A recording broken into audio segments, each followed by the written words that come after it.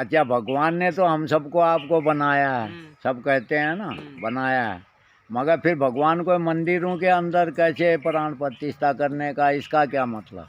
अच्छा, भगवान ने तो सबको बनाया है, हाँ। तो हम लोग मंदिरों में भगवान की प्राण प्रतिष्ठा ये कराते हैं, इसका कारण क्या? इसका कारण ये है कि जब भगवान जो है हरि व्यापक सर्वत्र समाना, सब जगह भगवान व्याप्त है।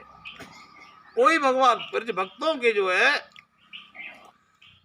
के लिए सगुण रूप धारण करके आए। फिर जो जो उन्होंने धाम में आए, लीला करी, तो वो सब भगवान ने वो किया। तो वो सगुण ब्रह्म का हमने फिर जो भगवान है उनका हमने मंदिर बनाया, जैसे अपने माता पिता का भी बनाते है कि नहीं? ऐसे देने तो के लिए सगुण और निर्गुण में क्या अंतर? सगुण और निर्गुण में इतना अंतर है कि दूध है दूध, अब दूध से आप रोटी चुप रहेंगे तो नहीं चुपड़ी जाएगी, जबकि दूध में घी तो रहता है। हाँ, रहता है। और वही दूध में से दही बना के आप जब घी निकाल लेंगे तो रोटी चुपड़ी जा सकती है, पूड़ी तली जा सकती है। दूध में घी तो है, लेकिन उसको अलग करना पड़ेगा तो ही रोटी। ऐसे ही पूरे संसार में भगवान तो है। अग जग में जैसे रेत विरागी, प्रेम से प्रभु प्रगट जिम आगी। जब लकड़ी के अंदर अग्नि होती है, लेकिन जब घर्षण करते हैं तो वो प्रकट हो जाती है। इससे पहले निराकार होती है वो अग्नि, उसे हाथ नहीं जलता।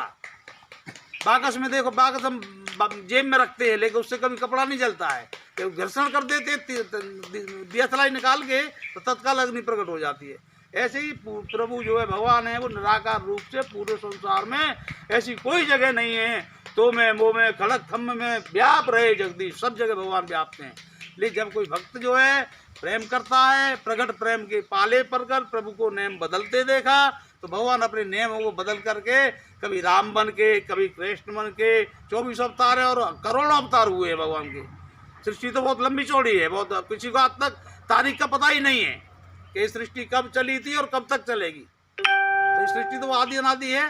तो ऐसे ही भगवान जो है समय समय पे प्रकट होते हैं। गीता में भी भगवान ने कहा इदाय धर्मस्य गिलानी भवति भारत अभ्युत्थानम धर्मस्य तदात्मानं सृजाम्यहम् परित्राणाय साधूनां विनाशाय दुष्कृतां धर्म संस्थापनार्थाय संभवामि युगे युगे। मैं प्रत्येक युग में, और जो है जब धर्म की हानि हो जाती है, गिलानी हो जाती है, धर्म का कभी नाश नहीं होता है, क्योंकि धर्म अखंड है, सत्य है। सत्य वस्तु उसको कहते हैं जिसका कभी नाश नहीं होता, लेकिन गिलानी हो जाती है। तो गिलानी को दूर करने के लिए फिर धर्म की स्थापना करने के लिए प्रत्येक युग में और मेरा अवतार होता है। तो अनेक रूप में जैसा काम होता है ऐसा ही भगवान बन के आ जाते हैं। जैसे कभी साधु संतों के रूप में भी आ जाते हैं, किसी रूप में भी आ जाते हैं भगवान, कभी गृहस्थ रूप आज में। भगवान के ऊपर कोई कानून नियम लागू नहीं पड़ता किसी का, जीव के ऊपर कानून लागू पड़ते हैं। मनुष्य इस तरीके से बन के आता है तो दूसरे प्रकार का नहीं बन के आ सकता है। भगवान कैसे भी बन के आ सकते हैं, भगवान के ऊपर कोई कानून लगाने वाला नहीं है। वहाँ वो संविधान के दायरे में नहीं रहते भगवान। जो वेद एक संविधान है, उसके दायरे में भगवान नहीं रहते हैं। तो नेति नेति वेद पुकारा, वेद में भी भगवान कैसे है इस बात का वेद को ही पता नहीं है। तो वेद कहाँ से आए? वेद जो है वेद कहते हैं, वेद धातु से वेद शब्द बनता है। वेद जानने के अर्थ में, परमात्मा को जिसके द्वारा संसार को जाना जाता है उसको वेद कहते हैं। तो जब सृष्टि काल में जब ब्रह्मा जी ने जो है कोई कुछ भी नहीं था, खाली जल था, तो जल में से एक कमल हुआ, कमल की डाली में से ब्रह्मा जी प्रकट हुए। जब ब्रह्मा जी प्रकट हुए तो उन्होंने विचार किया मैं कौन हूँ, कहाँ से आया हूँ। तो उस समय जो आकाशवाणी हुई और वो जो आकाश से जो ज्ञान आया वो सब वेद है। उन्होंने 4 को पढ़ाया ब्रह्मा जी ने, अंगिरा को, अग्नि को, वायु को और आदित्य, ये चारों को एक एक वेद करके पढ़ाया। ये है वेद। वेद किसी पुरुष ने, मनुष्य ने नहीं लिखा है, किसी मनुष्य की लिखी हुई पुस्तक नहीं है वेद। तो व्यास जी का क्यों कहते हैं? व्यास जी ने भाष्य किया, विस्तार किया वेद का, जब व्याख्या करी। कोई एक श्लोक है तो उसको आप एक पन्ना तक लिख सकते हो।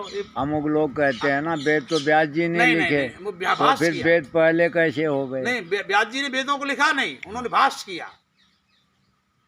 व्यास जी ने वेद का भाष्य किया। वेद तो जब व्यास जी नहीं थे, जब उससे बहुत पहले के हैं। हाँ, ये हमारा कहना। तो फिर व्यास जी ने कैसे लिखे? भाष्य किया, उनका ट्रांसलेशन किया वेद का। जैसे गोस्वामी रामायण तो थी पहले से ही, गोस्वामी तुलसीदास जी ने उनको हिंदी कर दिया। पहले संस्कृत में थी, उसको लोग समझ नहीं पाते थे, तो हिंदी में विस्तार भी बढ़ा दिया उसका थोड़ा समझाने के लिए लोग। तो जो कमजोर आदमी है, कम बुद्धि वाले लोग हैं, अनपढ़ कम पढ़े लिखे लोग हैं, वो भी बेचारे समझ जावे।